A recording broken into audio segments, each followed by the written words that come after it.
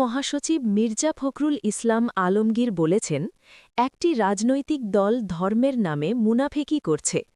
তারা সাধারণ মানুষকে বিভ্রান্ত করার চেষ্টা করছে।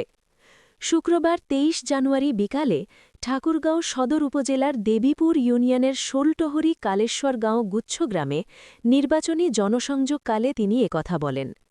মির্জা ফখরুল সমালোচনা করে বলেন, একটি দল বলছে অমুককে ভোট দিলে জনগণ বেহেশতে যেতে পারবে।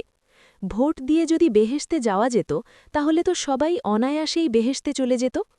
ধর্মকে রাজনৈতিক হাতিয়ার হিসেবে ব্যবহার করা মুনাফিকির শামিল। সাম্প্রদায়িক সম্প্রীতি নিয়ে বিএনপির অবস্থান সম্পর্কে দলের মহাসচিব জোর দিয়ে বলেন, বিএনপি সব ধর্মের মানুষের সমান অধিকারে বিশ্বাসী। তিনি বলেন, ধর্ম যার যার, রাষ্ট্র সবার। আমরা এমন একটি দেশ গড়তে চাই যেখানে সব ধর্মের মানুষ সমান নিরাপত্তা ও অধিকার নিয়ে বসবাস করবে।